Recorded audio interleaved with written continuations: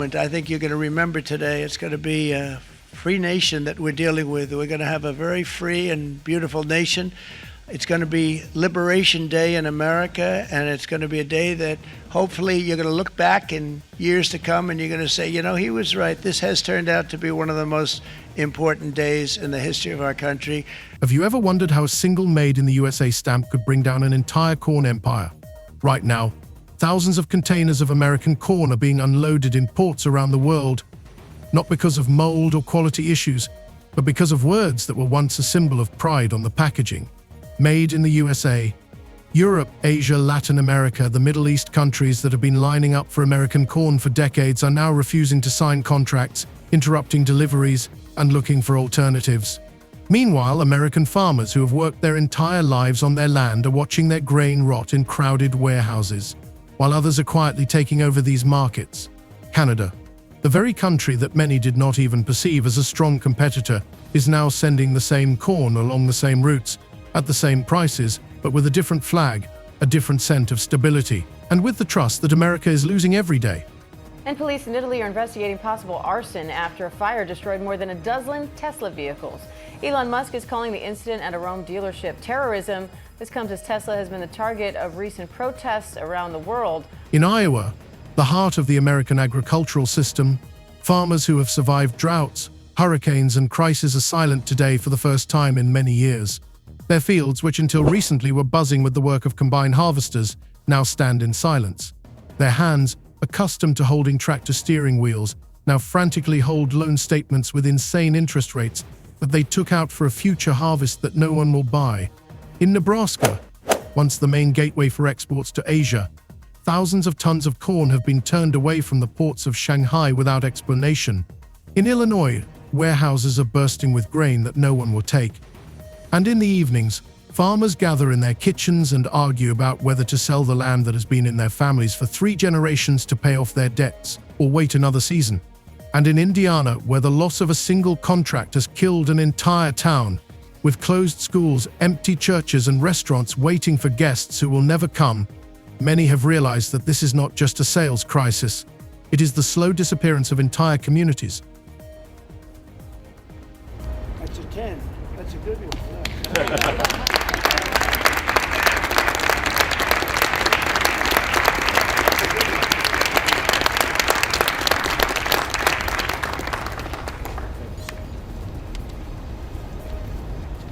But why?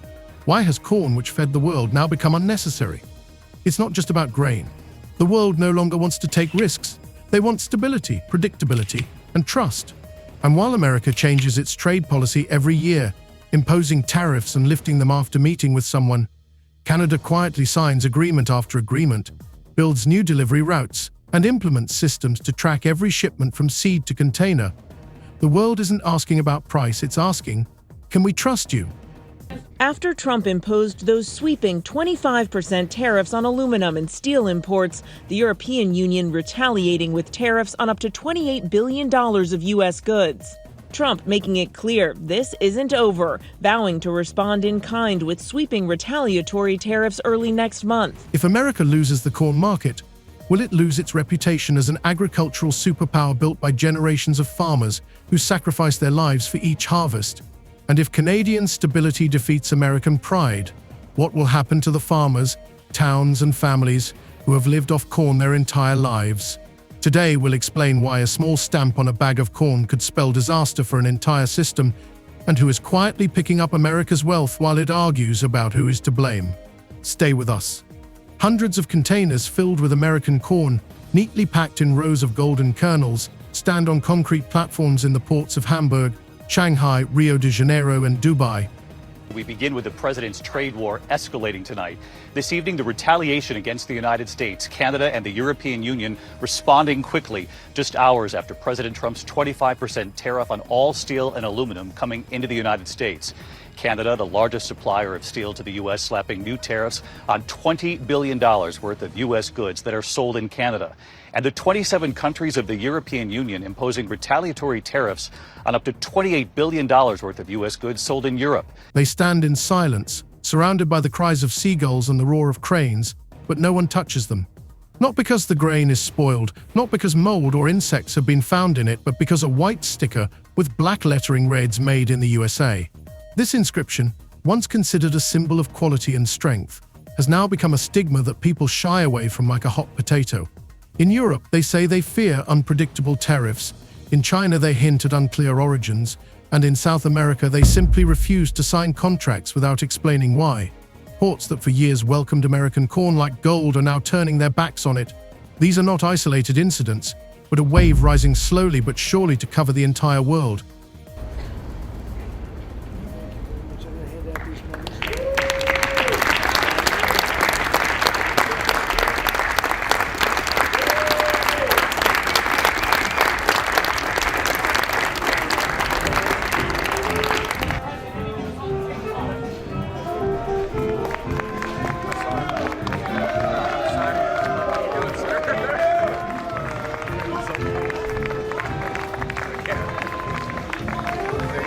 Sitting on one of these containers is Jonathan Hale, an elderly farmer from Iowa who came to the port of Galveston hoping to see his corn shipped to Korea. Instead, he sees it being sent back. On his phone is a message from his bank: overdue payment, penalty interest charged. He takes off his cap and looks at his hands, dark from years of working in the fields, hands that didn't flinch when a hurricane tore the roof off his barn, hands that held the tractor's steering wheel when his wife brought him coffee at dawn.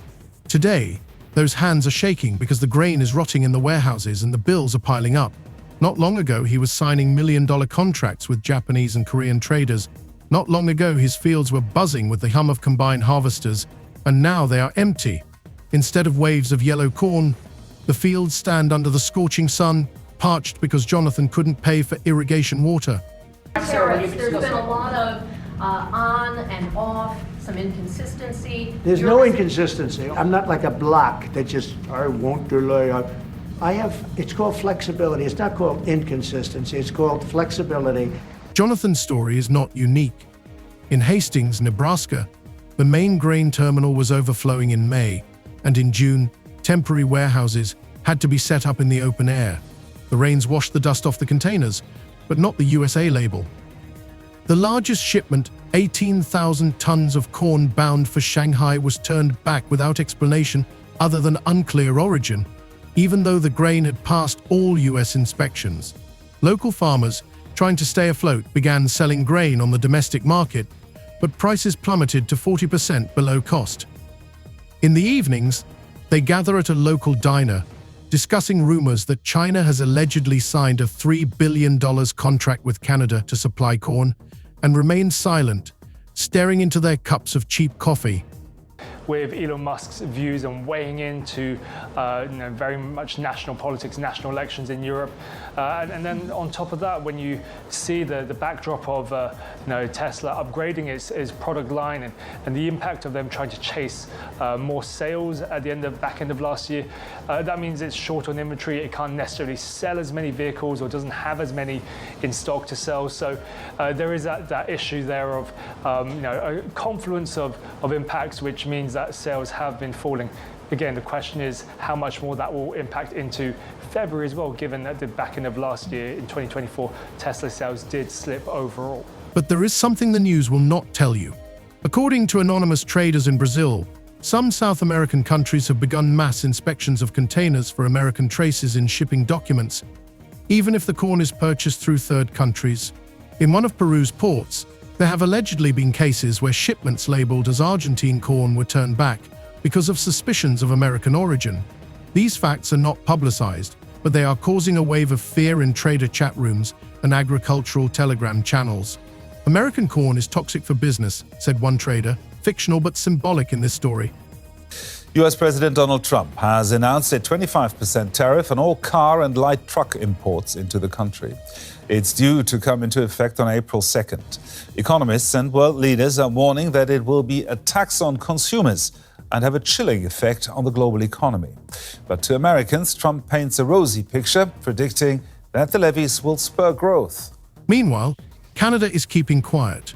While America argues with its allies over tariffs and imposes sanctions, Canada signs quiet memoranda with South Korea, Japan, and Mexico. It sends its negotiators to Saudi Arabia, Egypt, and Brazil.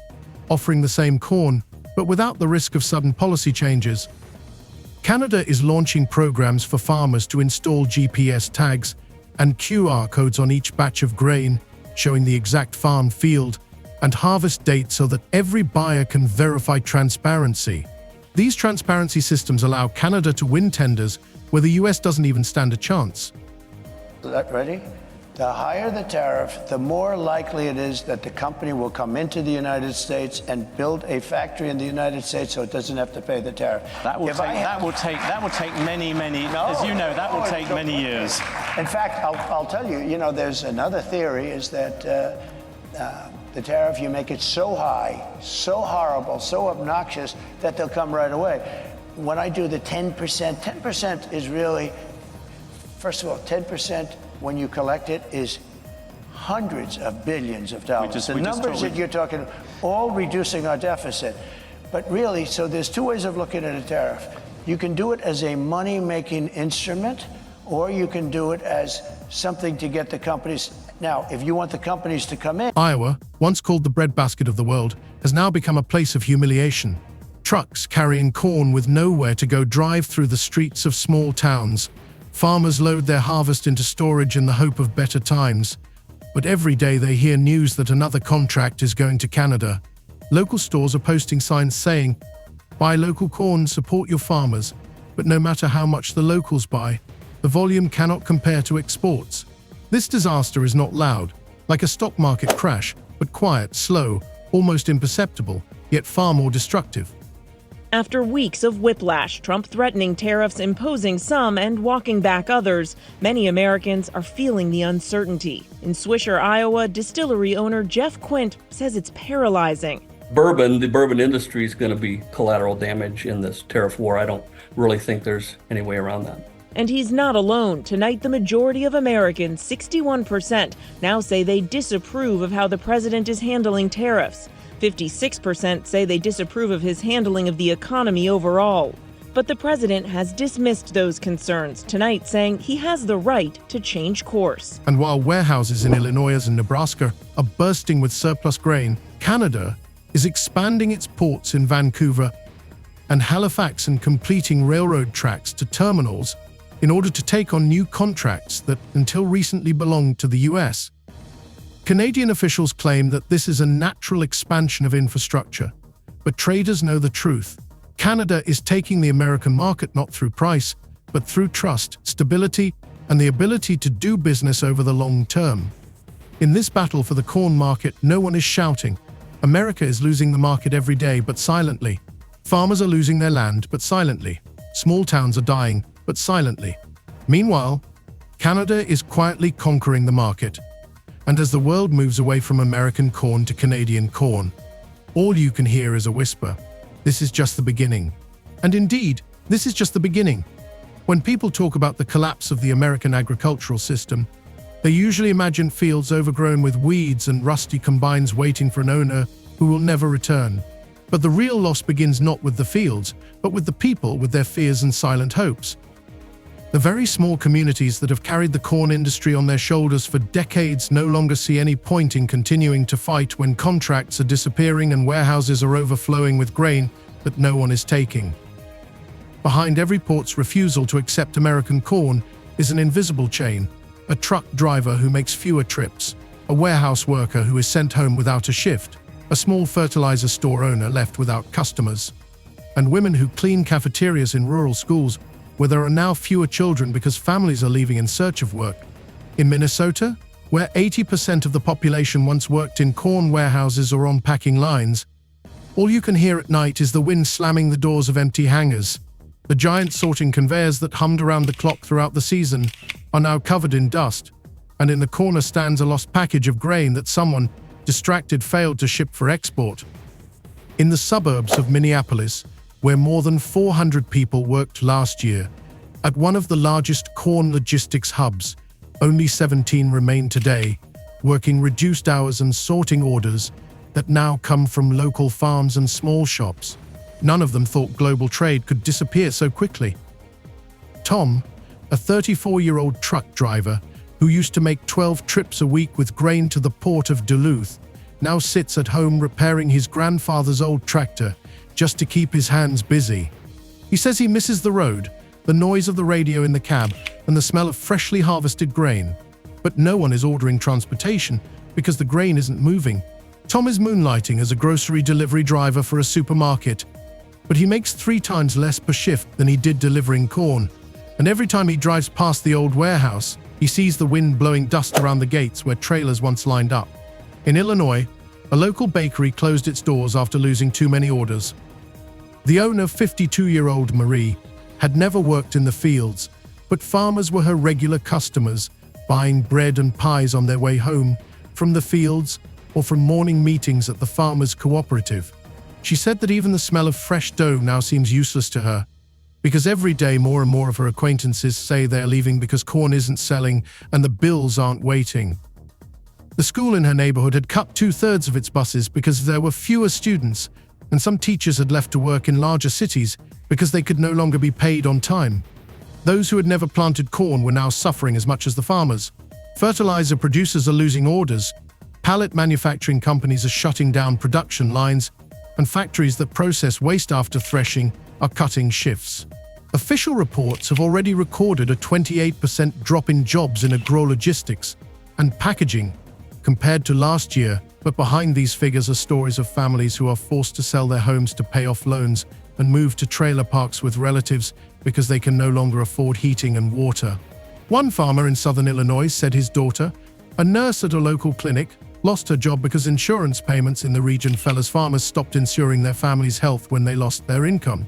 In this chain of losses, trucks with Canadian license plates appear peacefully and quietly, picking up orders that, until recently, were leaving American ports. They have no flags, no posters, no slogans. These trucks are just doing their job. Canada has built a chain in which grain from Manitoba reaches ports in Montreal without delays or surprises. Each package is tracked by a QR code, and buyers from Europe and Asia receive corn on time, without new requirements, without tariff changes, without threats to stop exports. For global trade, this means one thing: American corn is no longer a priority because stability is valued more than tradition. All of this creates a domino effect that affects not only farmers but also the lives of everyone around them. The closure of cooperatives in Indiana is leading to the closure of local service stations that earned their living repairing tractors. The reduction in the number of trucks transporting grain is leading to the closure of gas stations on rural roads. Fewer orders for corn bag paper are causing a small packaging factory in Iowa that employed 200 people to go bankrupt. One by one, the small bricks that built rural America are crumbling. Those who don't see the connection may think that these are just economic fluctuations. But those who live here understand that it's not just the market that is disappearing, but a culture, a way of life, the memory of generations. Every day that the world turns away from American corn, a small restaurant, a gas station, a school, a bakery disappears. And every day, when Canada ships a new container of corn to Europe or Asia, somewhere in America, a for sale sign goes up on a farm that has nowhere else to sell its grain. This is not just a loss of jobs, it is the loss of a world that has been built over decades. And all this is happening in silence, heard only by those who have lived off this corn all their lives. Thousands of sacks of corn, covered with a thin layer of dust, stand in empty warehouses in the Midwest, like monuments to a past pride that is cracking at the seams. But it's not just about port refusals and contract cancellations, which are already being whispered about in every roadside cafe. Deeper and more dangerous is the collapse of trust in the American agricultural system itself. The world no longer sees the US as a stable, reliable supplier that can ensure uninterrupted deliveries and keep its promises. Where there used to be thousands of calls with orders, there is now silence. Buyers no longer want to hear the words unexpected tariffs and temporary export restrictions, because in a world where climate, war, and inflation have become the norm, an unpredictable supplier is too dangerous. And at this moment, Canada, without loud slogans or geopolitical showmanship, is filling the void left by America. Its agriculture ministers are signing memoranda of understanding with South Korea and Japan, while American negotiators are bogged down in endless consultations and shifting trade positions. They are building new elevators in Manitoba and Saskatchewan, and opening quiet ports in Nova Scotia, where dock workers have long been accustomed to stable schedules, rather than urgent nighttime shipments due to sudden political decisions. Every contract Canada signs with Asia and Europe is another nail in the coffin of the US corn industry if nothing changes. But that does not mean that America has lost for good. There is still a chance to regain its position, and it starts not with political slogans, but with a rethinking of the approach to the system itself. Consumers and governments want to know where every grain comes from, how it was grown, how many pesticides were used, and what carbon footprint each bag leaves behind. Canada has made this its selling point, investing millions in traceability and transparency. And now when European shoppers scan the QR code on the packaging, they see accurate data about the farm, the weather, and even the quality of the soil where the grain was grown. America needs to do the same, but faster and on a larger scale if it wants to regain trust.